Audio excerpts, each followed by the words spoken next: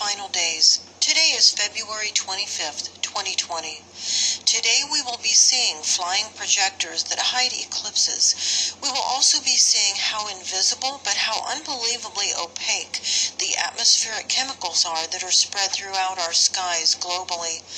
We will also see several celestial objects being lit up behind the sun, or what appears to be the sun. All of the images you are about to see came from the Alaskan FAA weather cameras, most of them yesterday. These images are unedited except where obvious contrast is used to help see things better. The purpose of this channel is to show viewers that we are living in the very last days according to the Holy Bible, and also to explain how to prepare for what's coming. In our first video, the east-facing camera at Good News Bay, Alaska, shows the typical method of spraying atmospheric chemicals throughout the skies and all around the world.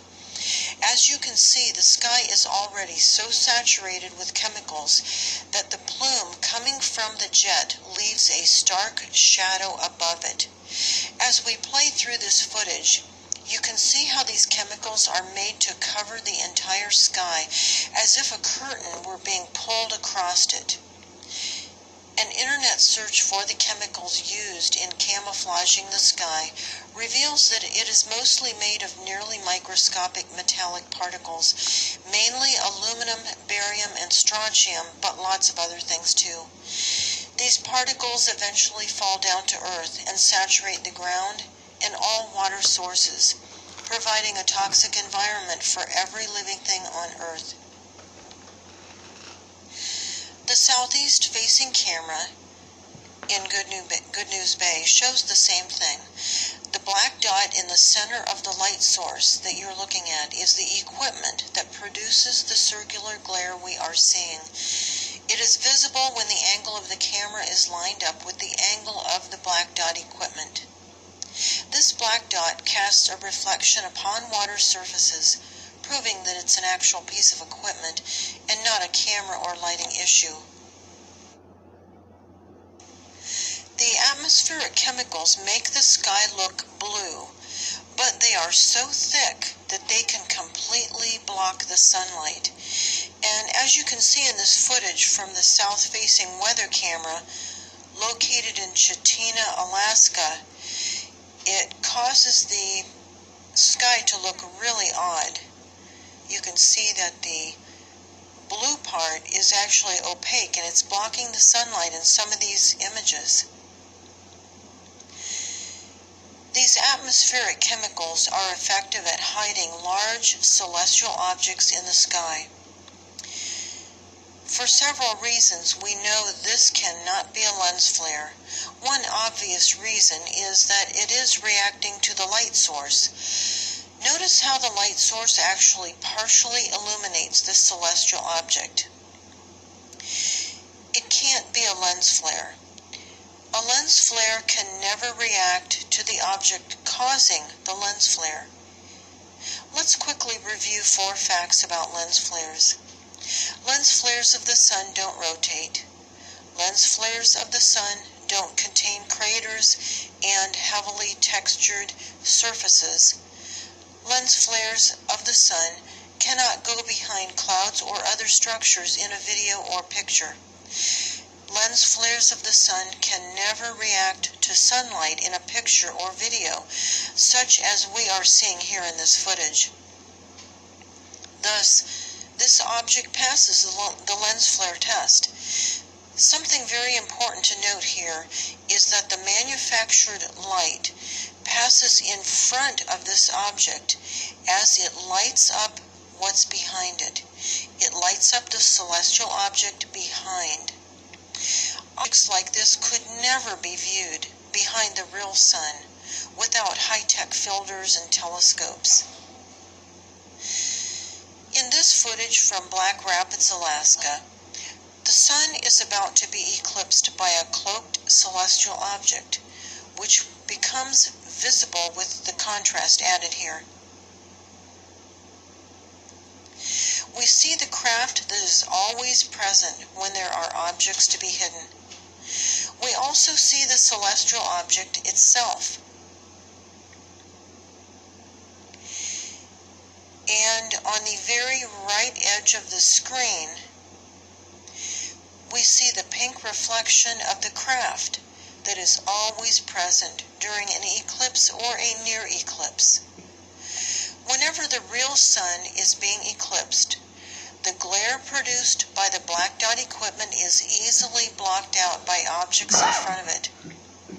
But this only happens when the sun is not visible. So apparently the sun is being blocked here, not by the object we just saw in the contrast, but by something else. There are now many of these foreign objects in our sky, according to astrophysicist Dr. Albers. Most of these objects aren't visible because of the thick atmospheric chemicals used and other technology in place for hiding the foreign planetary system that has now intermingled with our solar system. We know this one cannot be a lens flare because these contrasted images show that it is highly textured and has a fast rotation. Lens flares of the sun cannot be seen rotating because our sun only rotates once every 27 Earth days. The many craters on this celestial object make its rotation obvious. The Scammon Bay camera shows the sun shrinking down to a small circle when a thin pipe blocks the camera's view of the center of the manufactured light source. The fact that we are still seeing a small circular glare must mean that the real sun isn't being completely blocked right now. Possibly just the atmospheric particulate might be doing it. I'm not quite certain. In a couple of these frames, we see the bell-shaped projector hiding a very large celestial object that is difficult to see even with contrast applied to it. In just a minute, we'll be seeing more of this projector and much better images of what it's hiding. Here is what the light source looks like when no eclipses are happening and no celestial objects are being hidden. The sky is blue instead of gray or black. The metal pipe in the video doesn't affect the size of the light source at all. Of course, the manufactured light is still there, very close to the Earth, of course, but lined up with the sun. The sun's in back of it, so that we can't see it. And as you can see, there is no craft, no odd-shaped pink reflections, nothing unusual. Just a blue sky and sun. One telltale sign, though, that the manufactured light is still out there is the small wraparound effect it has with foreground objects that block it. You can see this very same effect by holding your finger up in front of the sun, but don't do this without protective eyewear, such as a welder's mask or something similar to that. You can view this safely on your camera's or your phone's camera screen also.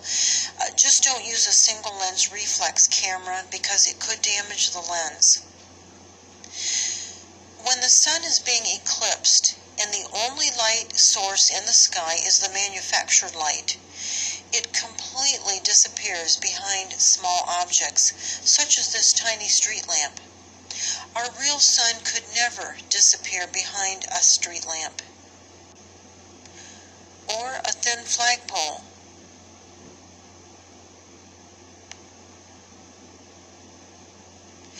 Or even a tiny bird feeder post.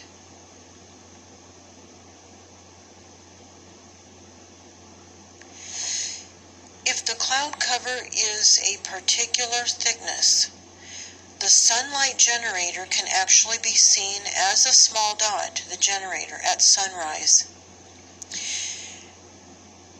This generator shows up as a black dot when the light source is up in the sky and the camera angle is just right. The southwest-facing camera in Valdez, Alaska, shows the black dot center of the light source. Now this means we can see half the diameter of the light source. Look at this. The reason this is important is to show how adjustable the size of the glare is that this black dot equipment produces. In the next frame, the sky has dramatically darkened as the light source enlarges and illuminates a very large object that soon will be passed over by the manufactured light. The manufactured light is going to cross over this object. And in the third frame, the circular glare grows even larger in an attempt to hide this enormous celestial object behind it. Untold trillions have been spent on the technology to hide this inbound planetary system from the unknowing masses. The reason for all the deception is because the enemies of Christ do not want you to know how close to the end we are, nor do they want you to turn your life over to Jesus while you still have time. Information is at the end of this video instructing you on how to accept Christ into your life. I find it just heart-wrenching to think that this amount of money has been spent on deception when it could have been used to cure diseases, feed the starving, educate poor countries, help the impoverished, and clean up the earth's air and water. Here's the same object, but from a different camera, located in Yakutat, Alaska. Notice how the celestial object actually reacts to the light source as it comes close. This tells us it cannot be a lens flare. Lens flares can never react to the object causing the lens flare. Lens flares can never become partially illuminated by the object causing that lens flare. The south-facing camera in Northway, Alaska starts out with the bell-shaped projector approaching from the far right edge of the screen. I'll play the video through exactly as it came off the camera, and then I'll apply some contrast and arrows so that we can view it better. The atmospheric chemicals are very thick, and they have faded this enormous celestial object so that it's difficult to see, even with contrast.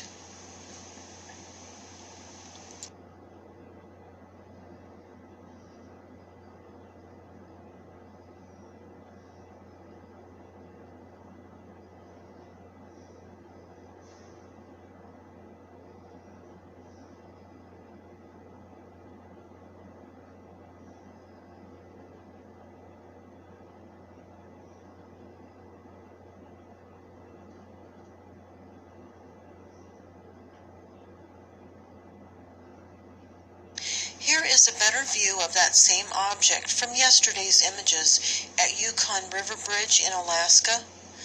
I'll play it as it came off the camera, and then we'll look at it again with some contrast added to it.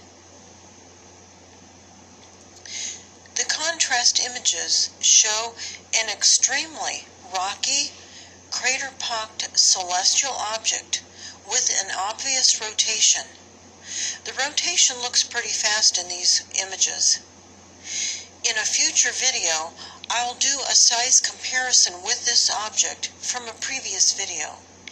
It does look considerably larger than it did back in June of 2019 when I showed this same celestial object from this same camera. Last time I checked, it was getting larger, closer, at a rate of about 1.4% per week. Nowadays, it's difficult to obtain these images from Yukon River Bridge because it is kept under heavy cloud cover. At Potato Point, Alaska, we see the reflection of the bell-shaped projector again. This is just a reflection, not the actual piece of equipment. In this footage, the projector has successfully hidden the celestial object from view. We can't see it at all. Here is a reflection of the bell-shaped projector again at Isabel Pass, Alaska. It has also effectively hidden the celestial object in most of these images. Only in one image is it easy to see with contrast added, but in the rest of these images, you really can't see it. In the next video, I'll have another update on the mid-May cosmic event. I'll wait until after this Thursday to see if Mike from around the world has any more information about the mid-May cosmic event.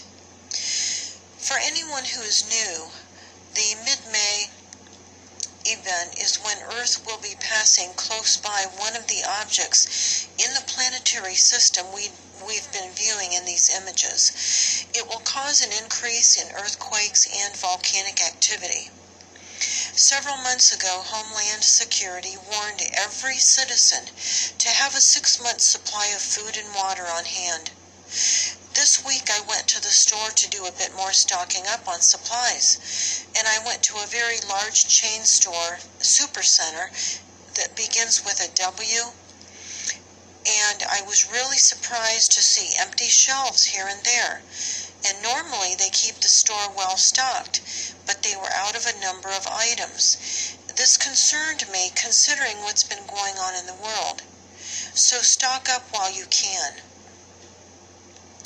In addition to being physically prepared with backup supplies of food and water, we must also be spiritually prepared for what lies ahead. All of the objects just shown are signs that we are living in the very last days.